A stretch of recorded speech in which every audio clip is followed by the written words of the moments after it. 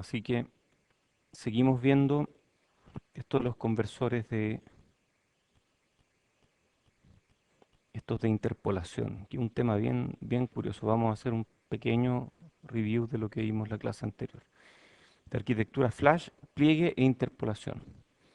Los flash ya vimos, son los más rápidos, fuerza bruta. En el fondo es comparar con todos los posibles niveles. Tenemos un codificador y ese codificador es quien nos convierte de termómetro después a binario. Vimos que pueden aparecer burbujas, especialmente cuando uno llega a velocidades muy altas. Esas burbujas tienen que ver con problemas en el codificador que no está, o produce problemas en el codificador que no está preparado para recibir burbujas. La alternativa a ellos son usar un codificador de Wallace, que es insensible a la burbuja, y usar un track and hold que mantenga la entrada fija.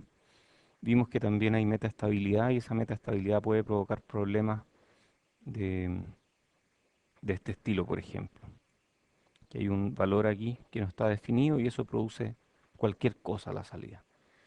Y hay soluciones para ello que tienen que ver con hacer pipelining. El concepto de pipelining es, lo voy a decir en términos muy simples. Supongamos que yo tengo quiero hacer una cadena de producción. Entonces, pipelining es para cadenas de producción. Y en una cadena de producción hay alguien que se encarga de hacer una pega, hay otra persona que se encarga de hacer otra pega, y así diferentes personas hacen diferentes partes del trabajo. Entonces, digamos que está este, todos haciendo una parte distinta. Entonces, al primero le llega material para procesar y le pone algo. Luego el siguiente, por ejemplo, digamos que están fabricando zapatos. Entonces el primero arma la suela, el segundo se la pasa al segundo que se encarga de armar el resto del zapato y el tercero le pone los cordones. Y ahí salió el zapato, está listo. Pero al momento en el que el segundo recibe la suela, el primero ya recibe el material para la suela. Entonces, están todos trabajando al mismo tiempo en zapatos diferentes. Este está trabajando en el zapato 1, este está trabajando en el zapato 2, y este está trabajando en el zapato 3, que luego se lo entrega a este y que luego se lo entrega al otro. Entonces están trabajando todos al mismo tiempo, cada uno con su trabajo, con su parte. El tiempo, hay dos tiempos en pipelining. Uno que se llama latencia, que tiene que ver con el tiempo total que se demora esta cadena desde el momento en el que el primero recibe el material hasta que el último lo entrega. Y está el otro tiempo, más bien frecuencia, que se llama throughput, que tiene que ver con a qué tasa yo puedo ir sacando un zapato nuevo de esta cadena. Y el throughput tiene que ver con uno partido por el tiempo máximo de cualquiera de estos procesos. O sea, el que se demora más, el cuello de botella, ese es el que define el throughput. Entonces, si tengo, por ejemplo, tres personas trabajando en la línea, la latencia va a ser 3T y el throughput va a ser 1 partido por T. Entonces, de esa forma uno logra mucho mayor velocidad porque hay un asunto de paralelismo. Entonces, usando pipelining, este mismo concepto, este comparador o latch le entrega la salida a un latch que después se lo pasa al siguiente, después se lo pasa al siguiente, y como que van reconstruyendo la salida correcta. Hablamos de codificación Gray, que también reduce algunos problemas, y vimos aquí una implementación eficiente que incluye codificación Gray. Hablamos del problema del desnivel, que vimos que es el mayor el mayor problema de los ADC Flash. Este es el desnivel. Y el problema tiene que ver con lo siguiente. ¿Quién me asegura que todos tienen desnivel cero? Nadie, imposible. los desniveles son relevantes. En los latches, el desnivel típico es del orden de 30 milivolts. Entonces, ¿quién me asegura que todos tienen desnivel cero? Nadie. Ya, tal vez no me importa tener desnivel cero, tal vez puedo vivir con un error de offset global en el conversor. Entonces, me convendría que todos tengan el mismo desnivel. ¿Quién me asegura que todos tienen el mismo desnivel? Nadie. Todos tienen desniveles distintos. Entonces, esta diferencia y esta diferencia no van a ser relacionadas con la diferencia entre este voltaje y este voltaje. De hecho, es posible que el desnivel sea tan grande que puede incluso ser mayor que un LSB. Entonces pueden aparecer hasta burbujas debido al desnivel. ¿Cómo evitamos eso? Em, Haciendo la pega, diseñando para un desnivel bajo o haciendo alguna técnica de calibración de desnivel. Entonces aquí hay una ecuación que simplemente nos modela el desnivel de entrada del preamplificador. Nosotros ponemos un preamplificador antes del latch de manera de bajar el desnivel. Eso por supuesto que aumenta la potencia. Ah, y es un preamplificador por cada latch, lo cual es terrible. Entonces, para evitar ese problema, lo que hacemos es hacer un preamplificador grande que tenga un desnivel bajo, pero además podemos compartir preamplificadores, que es algo que vimos por eh, cuando hablamos de interpolación. Entonces la idea es interpolar las salidas de los preamplificadores. Entonces en vez de tener un preamplificador y un latch, tenemos latch, latch, latch y tenemos preamplificadores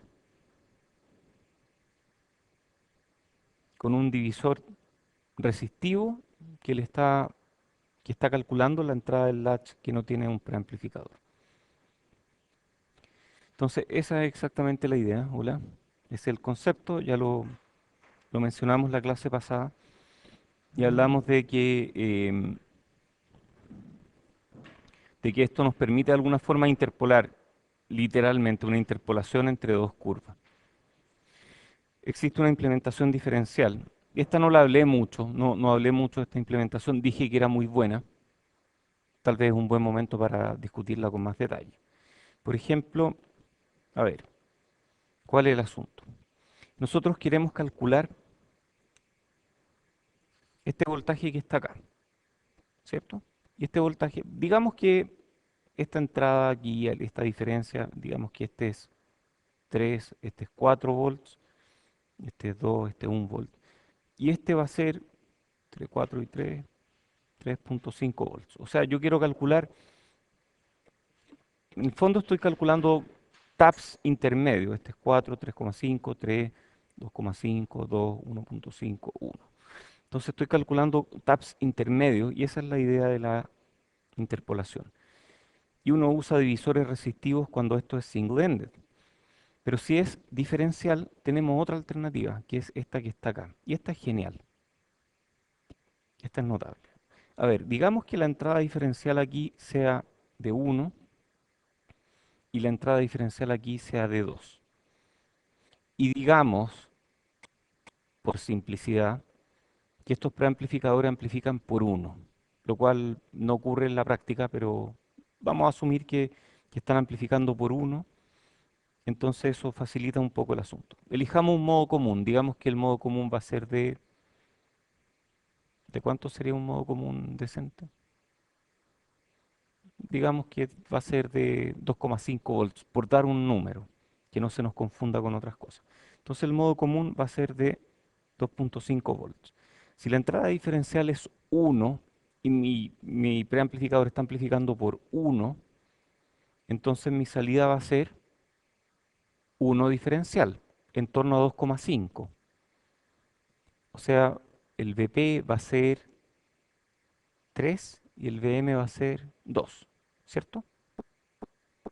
Entonces, este es 3 volts, este es 2 volts. Muy bien. Digamos que aquí la entrada diferencial es 2 y la salida diferencial va a ser 2, porque dijimos que estos tienen ganancia 1 por. Insisto, esta ganancia es baja. En general tienen más ganancia, pero vamos a asumir que tienen ganancia 1 por. 2, la salida es 2, diferencial. Entonces, si el modo común de salida es 2,5, que lo fijamos externamente, la salida va a ser 3,5 el Vp y 3,5 y 1,5 el Vm. Entonces, este gallo recibe una diferencia de voltaje de 1 volt, ¿cierto? Este latch que está aquí recibe una diferencia de entrada de 1 volt. Este latch recibe una diferencia en la entrada de 2,5 menos 1,5 de 1 volt también.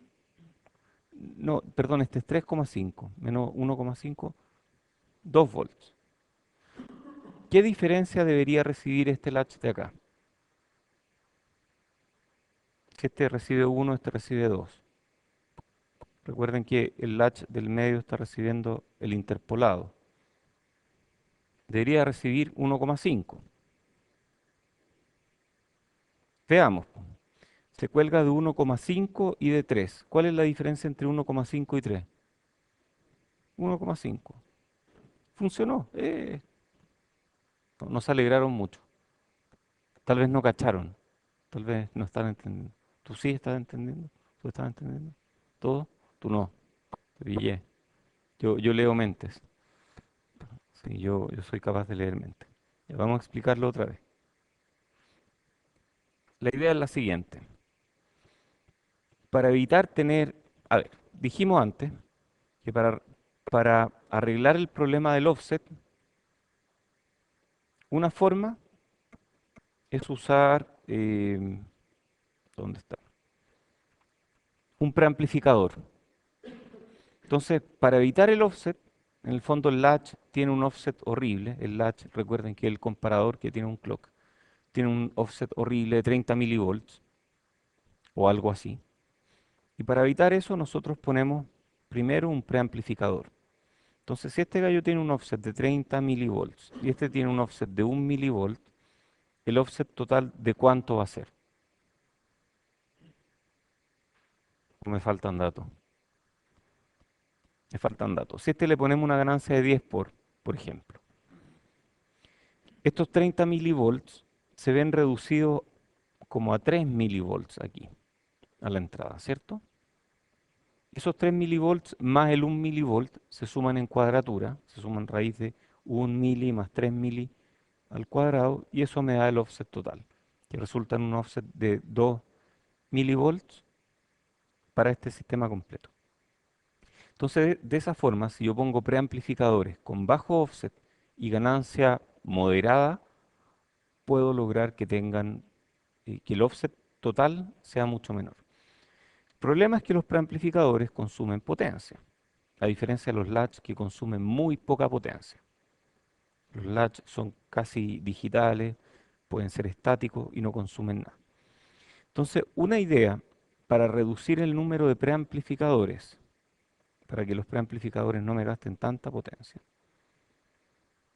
Aquí tengo un latch, aquí tengo un latch, otro latch, otro latch.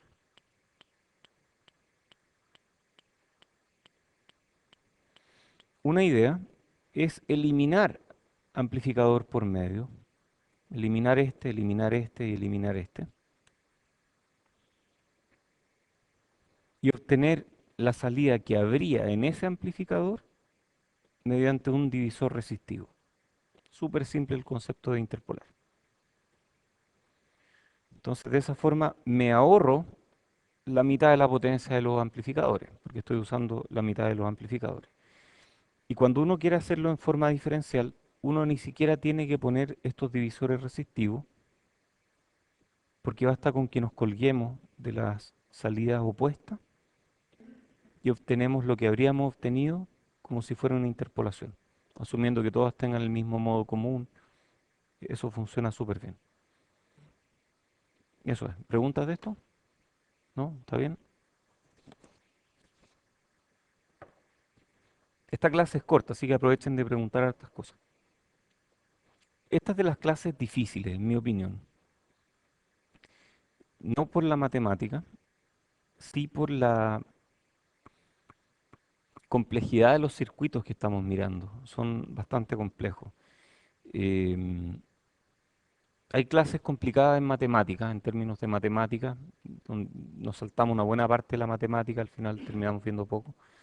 Son los sigma delta. Esa parte es como bien matemática. Esta parte de aquí no es muy matemática, pero es más que nada compleja porque son complejos los circuitos. Entonces nosotros aquí podemos hacer interpolación de orden mayor. Tiene que ver con con ahorrarnos muchos preamplificadores y dejar las salidas en el fondo sacadas de divisores resistivos. Y eso ayuda a bajar la potencia, ciertamente. Y después vimos este concepto que se llama ADC de pliegue. Y este ADC de pliegue tiene un concepto muy extraño, que es el siguiente. Y este concepto lo vamos a ver un montón en lo que sigue del curso. No de los ADCs de pliegue, de hecho no vamos a hablar más de ADCs de pliegue después de esta clase. Pero vamos a hablar mucho de este concepto. A ver, ¿cómo es una regla? Una regla es más o menos una cosa así. Uy, me quedo derechita. Donde tenemos uno, 2, 3, 4, etcétera, ¿cierto?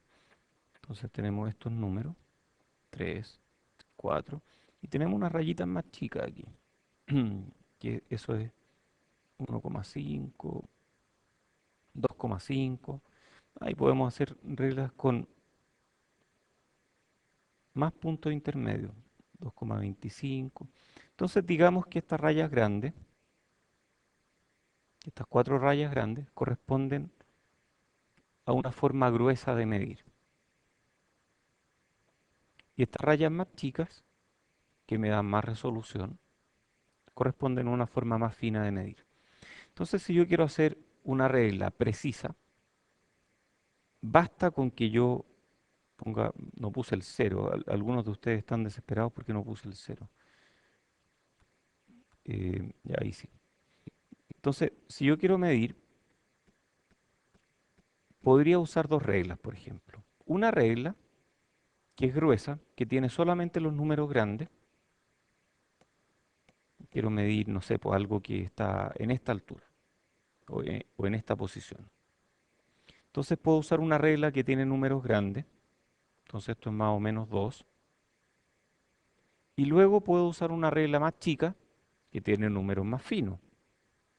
Esta regla más fina me va a decir, ahí hay 0,6, más o menos.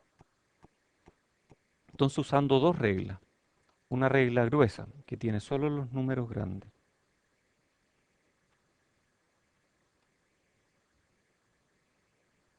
y una regla fina aparte que tiene solo los números más chicos,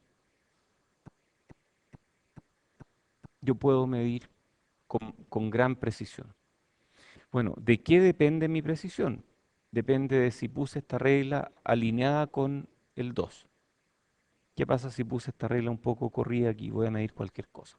Entonces, si yo alineo bien mi regla grande de baja resolución y mi regla chica de alta resolución, las dejo muy bien alineadas, entonces voy a poder medir muy bien como si tuviera una regla con mucha resolución. Entonces, ¿qué logro? Una regla grande de baja resolución y una regla chica de baja resolución me pueden hacer una regla grande de alta resolución si es que yo soy capaz de alinear muy bien la regla chica y la regla grande. Ese concepto se usa mucho en conversores de datos, se usa un montón. Es tan común que cuando yo partí en electrónica, se me ocurrió esta forma de hacer conversión de datos. Y yo dije, uno podría hacer un conversor de mayor resolución haciendo este concepto? Bueno, después aprendí que ya existía porque es un concepto simple, que lleva mucho tiempo. Hasta yo le había puesto un nombre a este conversor, pero ya existía. Nadie se interesa en saber el nombre. Ya, ya, suéltalo. Yo le había puesto conversor con vernier. ¿Saben lo que es un vernier? Cuando ustedes tienen una perilla y un vernier al lado. El vernier es como una movimientos finos de la perilla. Uno puede mover una parte gruesa y el vernier permite mover una parte fina. Y yo le había llamado conversores con vernier, porque permitían una conversión gruesa y luego una conversión fina, que si quedaba bien alineada, me permitía llegar a algo. Entonces, este conversor tiene dos conversores, uno grueso, de baja resolución, digamos, por ejemplo, de 4 bits, y uno fino, de otros 4 bits. El grueso de 4 bits, ¿cuántos comparadores requiere? 2 a la 4 menos uno, 15 comparadores. 15 comparadores. El fino de 4 bits, ¿cuántos comparadores requiere? Otros 15. ¿Cuánto, cuánto es la resolución combinada de este conversor? ¿Será 8 bits? ¿Se suman nomás las resoluciones? ¿Ah?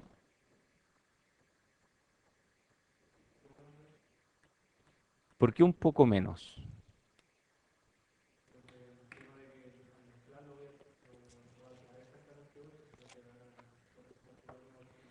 Ya hay un tema ahí de redundancia, ¿cierto? Tú quieres agregarle redundancia para evitar que al alinear mal pierda algo de información. Bueno, efectivamente eso se usa, pero no lo vamos a ver todavía, lo vamos a ver más adelante. Lo vamos a ver en el contexto de otros conversores, pero uno perfectamente podría de aquí sacar un conversor de 7 bits que tenga redundancia, por ejemplo. O podemos, si asumimos que podemos alinear muy bien estas dos reglas, podemos sacar uno de 8 bits, en el mejor de los casos. Entonces podríamos tener un conversor de 8 bits. 8 bits normalmente requiere ¿cuántos comparadores? 2 elevado a 8 menos 1, 255 comparadores. Pero yo puedo hacer un conversor de 8 bits con 30 comparadores. O sea, es notable la diferencia, es realmente dramático, porque es como 2 veces la raíz, más o menos. Muy bien, entonces, ¿cómo podemos hacer estos dos conversores? Bueno, una técnica, que es la que vamos a ver hoy día, que digo una técnica porque este mismo concepto se utiliza después en los conversores de pipeline, en los conversores SAR, de otra forma, pero es más o menos el mismo concepto, y hasta en los sigma delta. Entonces, este concepto de una DC grueso y una DC fino se usa especialmente en los pipelines y en los conversores algorítmicos, especialmente en eso. Y, y hoy día vamos a ver el primer caso, que es usar un concepto muy extraño, que es tener dos conversores, una DC grueso y una DC fino, donde la DC fino procesa el residuo que no procesa el grueso. ¿Cómo es eso el residuo? A ver, si yo pudiera, por ejemplo, tomar la entrada, calcular el valor grueso, que en este caso me dio 2, ¿cierto? Tengo 2. Y el residuo, lo que no alcancé a convertir, que era este pedazo de aquí, eso es lo que le entra al conversor fino. Si yo pudiera hacer eso, tendría resuelto el problema. ¿Cómo calculo el residuo? La forma de calcular el residuo es con un circuito analógico que produce como salida analógica el residuo. ¿Y cómo es el residuo? ¿Cómo es un gráfico del residuo? Normalmente, ¿cómo sería un gráfico del residuo? Voy subiendo, después caigo. Empiezo a subir, caigo. Ese es un gráfico del residuo, ¿no? ¿O es corrido? ¿O está corrido? ¿Cómo son los gráficos? ¿Está bien así o no? El máximo residuo que puedo tener es uno. ¿cierto? En una división entera. El máximo residuo, eh, o sea, me están entendiendo, no es uno porque podemos tener residuos mucho más grandes, pero es uno respecto del divisor. O sea, una vez el divisor. Es el residuo máximo que podemos tener. Y el residuo va a ir creciendo y cuando lleguemos al tamaño del divisor, vuelve a cero el residuo y vuelve a cero de nuevo. ¿Cómo se llama esta función en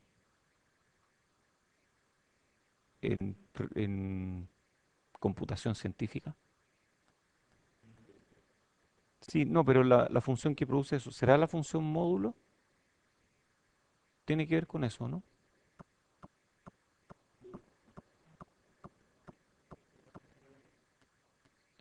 Y es como el residuo, ¿cierto? Y el residuo es algo que crece hasta el tamaño del divisor y no puede subir más arriba del divisor. Bueno, queremos producir esto analógicamente, porque ese es el residuo de esta conversión. El problema es que producir esto analógicamente es muy difícil. Producir esto es un poco menos difícil.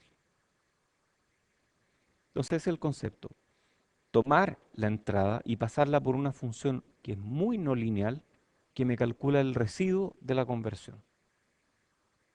Y el residuo se lo paso al ADC fino, mientras que el valor inicial se lo paso al ADC grueso y finalmente obtengo el valor total.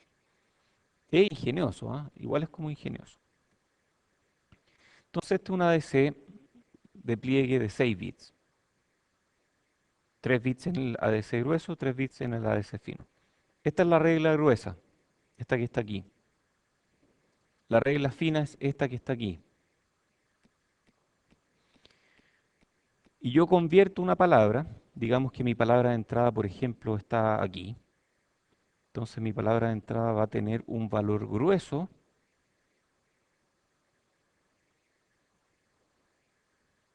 y va a tener un valor fino. Porque la salida de de esta función que es como de cerritos, la salida de esta función entra a la de C fino. Mientras que la salida de esta función entra a la de C grueso. La salida de esta función entra a la de C grueso, la salida de esta otra función entra a la de C fino. Y es lo mismo. Entonces, si uno logra un circuito que haga esto, que produzca esta no linealidad, uno está al otro lado, ¿cierto? Sí, ajá, cierto, cierto. Entonces, esta, claro, esta tiene ganancia positiva, esta tiene ganancia positiva, positiva y positiva. A mí me hubiera gustado tener esto, pero no se puede hacer. Entonces, como tengo unos que suben y otros que bajan, tengo que restarle uno o tengo que restarle el máximo para obtener qué es lo que aparece en los que tienen pendiente negativa.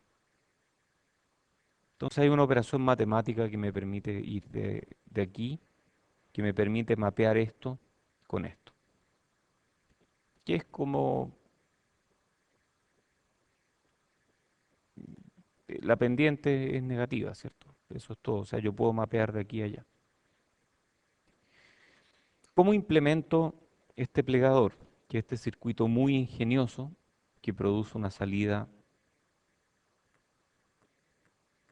con una ganancia estática muy rara. La forma de implementarlos con pares diferenciales, y estos pares diferenciales tienen una característica, que uno por medio están cruzados. Y esos pares diferenciales están conectados a la misma carga. Entonces yo tengo una corriente aquí, por ejemplo, y esa corriente se reparte entre los pares diferenciales. En un plegador, todos los pares diferenciales, excepto uno, están saturados. Entonces todos van a estar Por ejemplo, con la corriente entera yendo por una de las dos ramas. Y uno de los dos va a tener la corriente no entera, yendo por una rama y no entera yendo por la otra. La suma de las corrientes es siempre la misma, ¿cierto? Porque está dada por estas fuentes de corriente. La diferencia es que eh, uno de estos es el que define al final eh, cada uno de estos segmentos, ¿cierto? Entonces partimos con este, todos los demás saturados, partimos con este, y este va a definir el primer segmento.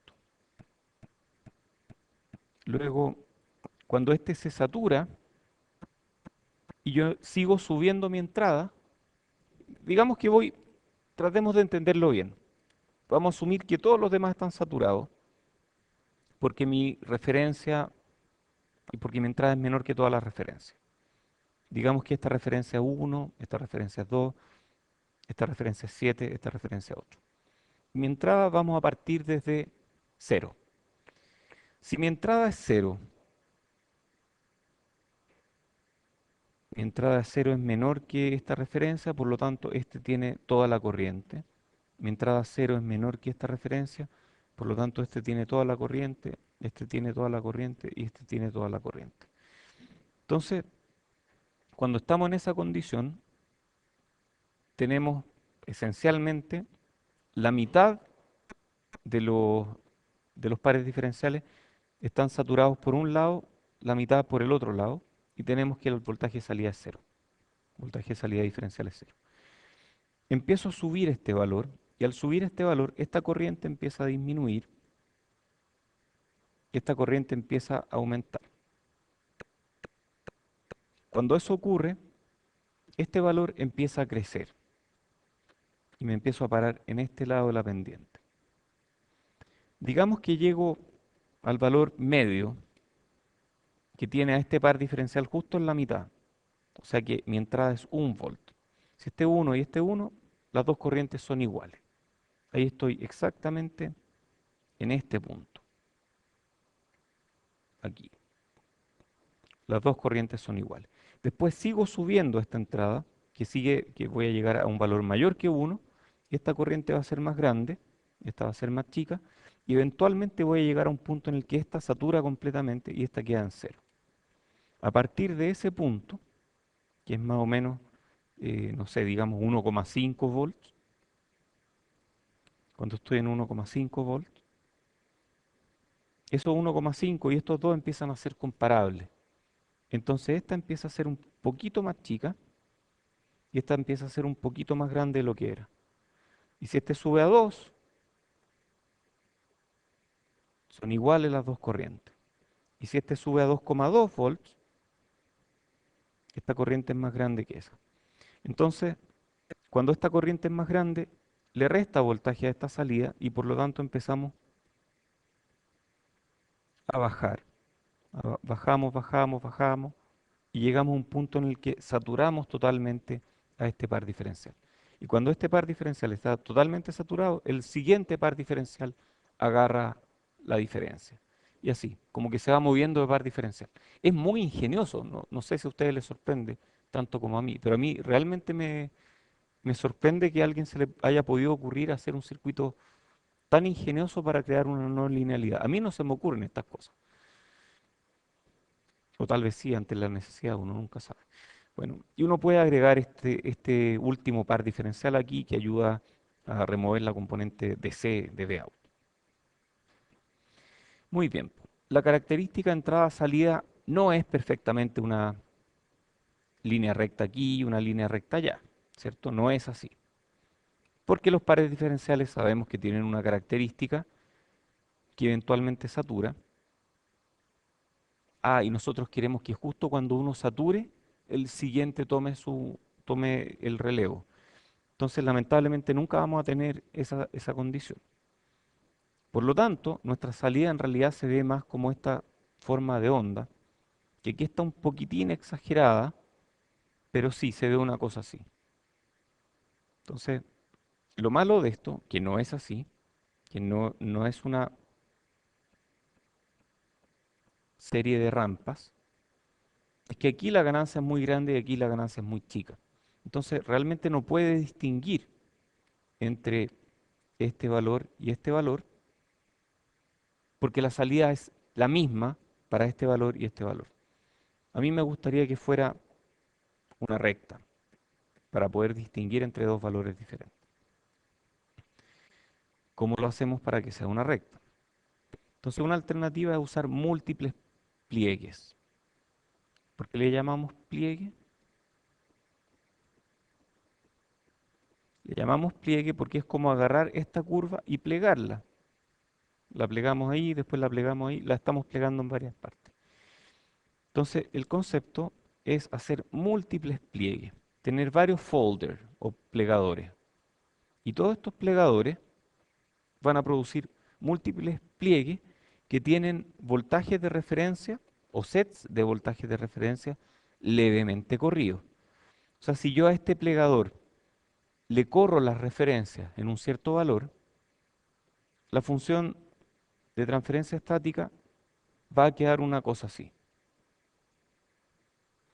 Y si logro hacer varias de estas superpuestas, quedo con una cosa así, que se ve horrible, pero si nosotros nos colgamos de las partes lineales de cada una de ellas,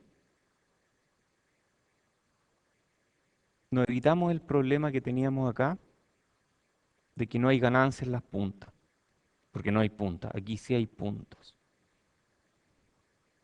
Perdón, y ahí es donde nos devolvemos por este otro camino.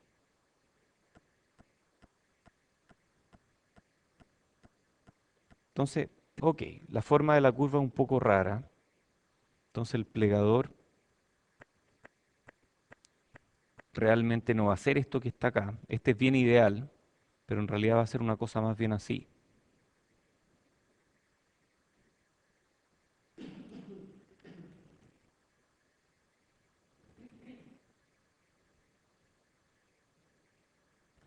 Etcétera. Va a ser una cosa así. Igual es choro, ¿no? O sea, arreglárselas para poder producir esto. Oye, pero qué gracia, vuelvo atrás, qué gracia tiene. Me estoy ahorrando comparadores, ok, me estoy ahorrando como 225 comparadores. Esa es toda la gracia que tiene esto, ¿no? Que me ahorro comparadores. Si me ahorro 225 comparadores, me ahorro harta área, pero además puedo hacer que la entrada capacitiva que ven estos de acá, que es proporcional al número de comparadores, de in, veo un capacitor aquí, veo un capacitor aquí, veo un capacitor aquí. Entonces, si yo reduzco el número de comparadores, reduzco la entrada capacitiva. Si reduzco la entrada capacitiva, reduzco la potencia desde de in. Necesito un buffer más chico o necesito un track and hold más chico, que no requiera tanta potencia, que pueda manejar estas capacitancias, que son no lineales. Si nosotros no manejamos bien estas capacitancias, vamos a producir no linealidades importantes. Entonces las ventajas son múltiples. El problema es que hacer un buen plegador es muy difícil. Y aquí se ve, pues, folder 1, 2, 3, 4, 1, 2, 3. Tomando diferentes plegadores, uno puede hacer una curva bastante lineal. Entonces, este es un ejemplo de múltiples pliegues usando un único umbral. Yo podría usar, por ejemplo, un nivel de comparador y usar múltiples pliegues. Entonces, aquí la idea no es usar diferentes comparadores como lo estábamos viendo aquí, sino que usar un puro comparador. Digamos que cada uno de estos es el resultado de un comparador, ¿cierto? Tenemos varios comparadores. Pero ¿qué pasa si elegimos un puro comparador? Este, por ejemplo. Elegimos un puro comparador. A ver, vamos a fijarnos en la roja que se nota más, parece. Vamos a agarrar un puro comparador, que es ese comparador. Y vamos a tener una entrada y vamos a tener múltiples pliegues. Entonces, si mi entrada está aquí, por ejemplo, este es mi voltaje de entrada, de in. Este es mi voltaje de entrada. Si mi voltaje de entrada pasa por este plegador, la salida va a quedar debajo del comparador. Pero si pasa por este plegador, la salida va a quedar arriba del comparador. Y si pasa por este plegador, la salida va a quedar muy arriba del comparador. Entonces yo podría usar una curva que tenga muchos plegadores y en el fondo no usar hartos comparadores, sino que usar hartos plegadores y un puro comparador. Y ese es el concepto que está detrás de esta lámina. Usar múltiples pliegues y un puro nivel de comparación. Y de esa forma uno finalmente con plegadores y un comparador puede obtener diferentes salidas en el fondo. Entonces aquí hay otra lámina que dice múltiples pliegues usando un único umbral. Tenemos un vein, diferentes plegadores, cada uno de ellos van a un latch y hay lógica que codifica. ¿Qué será esto que dice coarse? Coarse. ¿Qué será eso? Coarse. E- Ese es grueso, sí. Es el conversor grueso. Entonces la palabra que se usa en inglés es coarse. Tengo un conversor grueso de 7 bits, un flash de 7 bits, o sea, el medio conversor, porque tiene 127 comparadores, probablemente con 127 preamplificadores, un tremendo conversor. Y tenemos un conversor fino que está formado por un montón de folders, luego viene un montón de latches y viene una lógica que codifica, porque las salidas que salen de aquí, si tengo un nivel de comparación, pero tengo diferentes plegadores, entonces tengo diferentes plegadores, pero tengo un puro nivel de comparación aquí, estos dos tienen el mismo nivel de comparación, entonces finalmente tengo que encargarme de que la lógica me diga cuál es la salida correcta. Y esta lógica probablemente tiene algo de redundancia. Entonces la idea inicial es usar un plegador y 7 comparadores en la sección de LSB, que es lo que está acá. Ahora tenemos 8 plegadores y 8 comparadores. Otra posibilidad de usar interpolación para eliminar algunos de estos plegadores. Entonces, las soluciones son realmente infinitas, porque podríamos, por ejemplo, aquí, a ver, si yo miro esta curva y miro esta curva, me fijo en esas tres, eso se parece un poco a lo que teníamos por aquí. Una curva, otra curva y una entre medio. Y esa entre medio yo la creo interpolando esas dos, usando divisores resistivos. Tal vez puedo usar la misma idea. Entonces vamos a mirar por acá. Tal vez puedo usar exactamente la misma idea. O sea, no tener tantos plegadores, sino que tener un plegador por medio y esta otra sacarla de la mitad de estos dos plegadores interpolando con divisores resistivos. Entonces, esa es la idea, usar interpolación para eliminar algunos plegadores. Esta es la interpolación. Este es un factor de interpolación 2 por, que significa que uno de cada dos plegadores son eliminados y la salida que habría tenido se obtiene a partir de los dos plegadores adyacentes usando divisores resistivos. Divisores resistivos que promedian, simplemente es la misma idea que vimos hace un rato atrás. Entonces un ADC completo puede ser una cuestión extremadamente complicada. Es realmente un sistema en un chip, que todo lo que hace es convertir de análogo a digital. Ese ADC, que tiene pliegue e interpolación, parte con un ADC flash para la parte gruesa y luego la parte fina la hace con varios plegadores, interpoladores que logran producir estos plegadores que no existen, porque aquí eliminamos algunos plegadores. Por ejemplo, el folder 2 no existe, el plegador 2 no existe, pero yo produzco una salida que se parece a la que habría habido si hubiera habido un plegador 2.